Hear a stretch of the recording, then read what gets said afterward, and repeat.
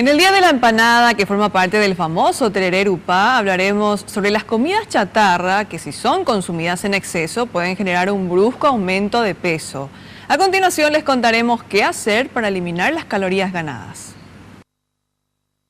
Es toda una tradición que el paraguayo convierta la empanada frita en un sándwich con panificados. Es toda una costumbre también que estén presentes en los mercados y hogares populares y en los bocaditos. Y es todo un gran riesgo si se consume de más por las calorías que contiene. Lo recomendable es solo 100 gramos.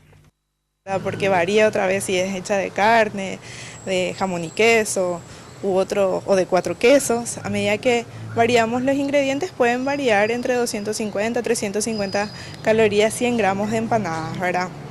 Y si es frito es una empanada de 100 gramos, una chiquitita. Es una porción muy pequeñita, ¿verdad? Que no es el estilo. Generalmente uno en los lugares de expendio de alimentos ven empanadas de mayor volumen, más voluminosas, mayor tamaño, ¿verdad? Con respecto a las pizzas, por ejemplo, pueden variar entre 250 a 300 calorías una porción.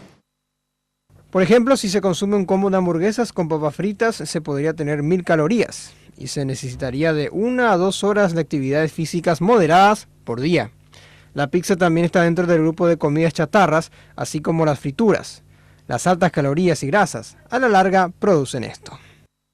Los hábitos alimentarios no saludables, a base de alimentos de comida chatarra, altos en calorías, pero con mucho aporte de frituras, grasas y grasas no saludables, a la larga lo que va a llevarle posiblemente a la persona es a tener mayor predisposición a desarrollar enfermedades cardiovasculares. Así que ya saben, todo es cuestión de comer estos alimentos esporádicamente 2 a 3 veces por semana como máximo y a mentalizarse que lo sano como frutas o verduras son la primera opción. El resultado de este menú de Tereré Urupá paraguayo son las personas obesas y enfermas.